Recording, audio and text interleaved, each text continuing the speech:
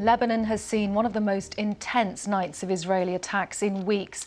In southern Beirut, there was a strike next to the biggest government hospital in the country, in which 4 people were killed, including a child. The Lebanese Health Ministry says 24 people were also wounded. Let's show you live pictures of the Lebanese capital, Beirut. Columns of smoke have been filling the sky over previous hours. The IDF says it intends to strike the finances of Hezbollah. Hezbollah continues to fire rockets into northern Israel. The Israeli military also says it's identified a bunker concealed under another Beirut hospital that it says holds hundreds of millions of dollars worth cash and gold. Their spokesman, Rear Admiral Daniel Hagari, said the money was being used to finance Hezbollah's attacks on Israel and provided these reconstructions, saying the bunker is located directly under the hospital in the heart of Beirut. No further evidence was provided, and the hospital's administration has denied the claims. Israel said it was monitoring the compound but wouldn't strike the hospital itself. Here are some pictures from Israeli strikes overnight. This is Babda, a suburb of Beirut. Israel says it's hitting targets that are linked to Hezbollah. Our correspondent in Beirut, Jonathan Head, told me the strikes caused panic. Well, it's been a second night of multiple strikes here in Beirut. Bit confusing for people living here. There were warnings to 7 neighborhoods. One of them, a small former fishing village, a little coastal community right next to the international airport, has not been targeted before, and nobody knows what the target there would be. So there's a lot of panic, people trying to get out. It's quite a poor neighborhood. This airstrikes came in pretty quickly afterwards, 4 of them. And then that strike close to the biggest public hospital, Rafik Hariri University Hospital. It seems to have been targeting a building next to it. There's always a lot of people near the hospital, as you can imagine. There are also displaced people there, so quite high casualty counts, 4 people killed, one of them a child. We've been told by the Israelis that they're now going after Hezbollah's financial infrastructure. We saw the night before attacks on branches of Hezbollah's de facto bank. We don't know whether last night's strikes were a continuation of that or a move in a different direction. As you said, there is that rather dramatic announcement that there's a secret bunker after another really big public hospital, Al Sahel. And we'll have to wait till our colleagues and other journalists come back from the tour of that hospital this morning to see whether they saw any evidence of that, or, I think at the end we're just going to end up with the hospital denying it and the Israelis insisting it's there.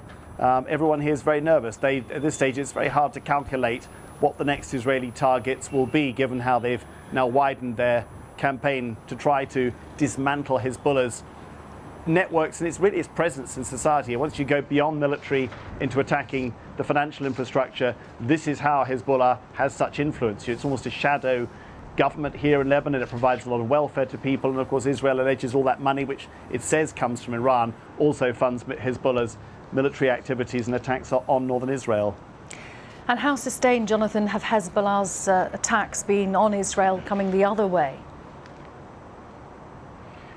Well, they're sustained in the sense that they're pretty much the same level almost every day. Israel does appear to be able to intercept most of them. I know there have been explosions in many parts of Israel this morning, so we haven't counted the number of rockets going across. Hezbollah has said it's targeted an Israeli naval base.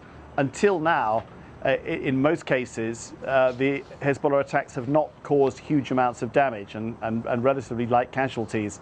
But the fact that they're still firing rockets reminds the Israelis that their goal of completely destroying Hezbollah's military capabilities has not been achieved, which of course means that the Israeli campaign, which includes this rather slow ground operation down near the border, that operation will continue.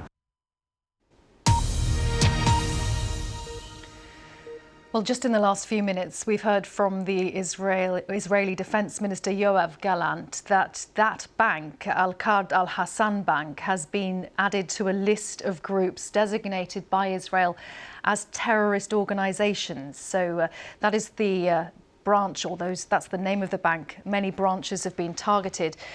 There are several in southern Beirut, according to Israel, and they claim that Hezbollah is financed through that bank. The designation is part of a wider campaign by Israel to target the economic resources of Hezbollah. But just in the last few minutes, Yoav Gallant, the defense minister, adding that bank to a list of groups designated by Israel as terrorist organizations.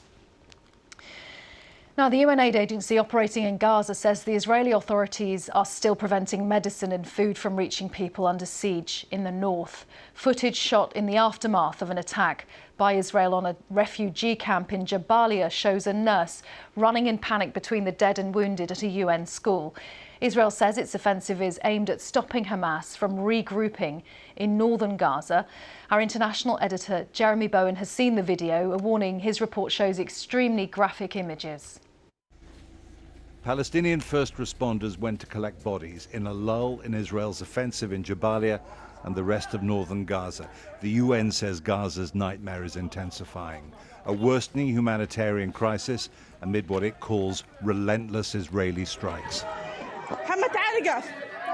This was filmed this morning by a nurse called Nabila in the moments after an Israeli strike on a UN school in Jabalia used as a shelter by civilians.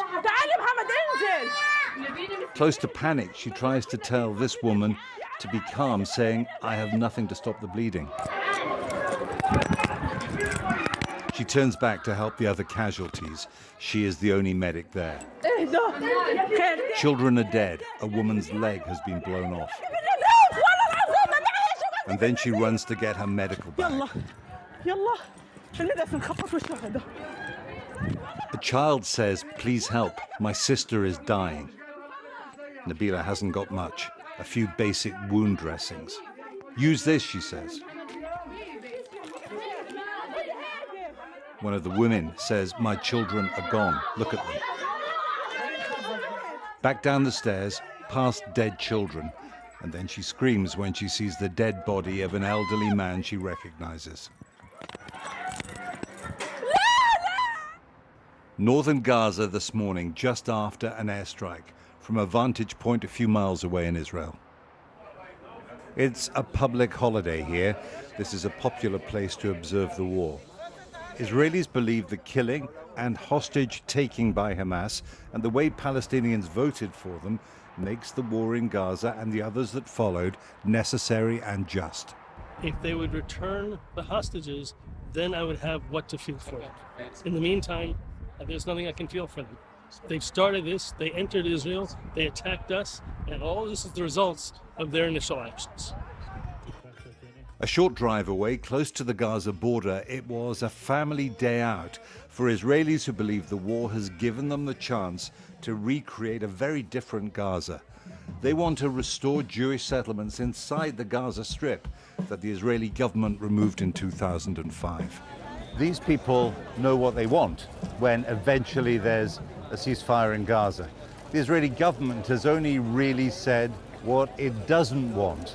It doesn't want any kind of governance that looks like progress towards a Palestinian state. Now, that is a problem for its Western allies, the Americans, the British, and others, because they believe a Palestinian state alongside Israel is the only way to stabilize the region and not have perpetual war. Anita Toker in the blue hat brought her family up on a farming settlement in the Gaza Strip. For her, leaving was a gross injustice. I played her a report I did about her departure 19 years ago. This is an integral part of the state of Israel. Since that day in 2005, they've dreamt about a return, and now they see Palestinians forced out of large areas of Gaza and are pushing to replace them. I think we have an opportunity to build much more than we had before. I think we should build cities in some of the places. We should bring many, many more of Israel's population into the Gaza Strip. I think those people in the Gaza Strip, and there are a lot, that want to leave, Why is Egypt and Israel not allowing them to leave and go to Europe? The bomb shelters where Israelis fled from Hamas have been made into memorials to the dead and to the hostages. This is where many were cornered and killed. Inside, memorial candles where they died. Outside, they've posted their biographies. The war is changing the Middle East in ways no one fully understands yet, and it's widening and escalating. Jeremy Bowen, BBC News in southern Israel. Well, as concerns about the humanitarian crisis in northern Gaza grows, the US Secretary of State Anthony Blinken has just arrived in Israel. He's released 5 priorities to try to end the war. Firstly, talking to Israel and others about how to end the war in Gaza, including bringing home all the Israeli hostages. He'll also discuss a post-conflict day-after plan with Israel. He wants to review humanitarian assistance to Gaza, and this is after the US gave Israel 30 days to take steps or risk some military assistance being cut off by the US. Mr. Blinken wants to try to discuss ways to get a resolution to the war with Hezbollah. He'll also discuss Israel's expected retaliation against Iran.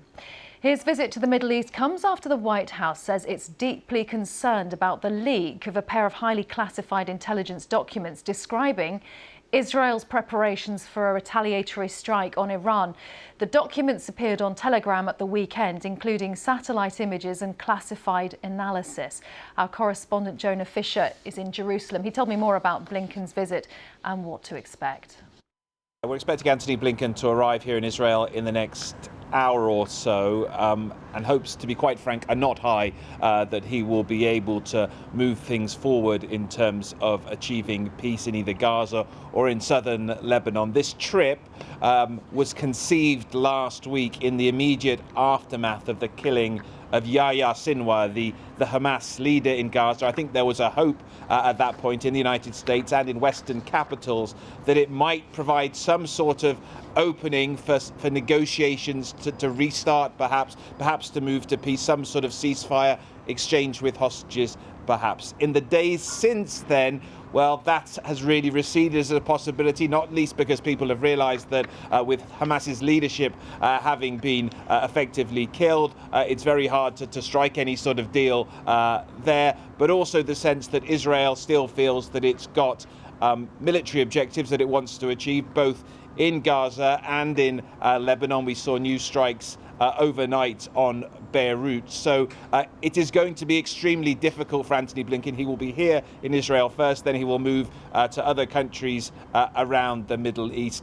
Perhaps the most realistic thing he could hope for here is to try and get some progress in terms of getting humanitarian aid into Gaza, where the situation is pretty dire in some areas, particularly in the north, and the UN has talked about pretty atrocious conditions there. Jonah Fisher.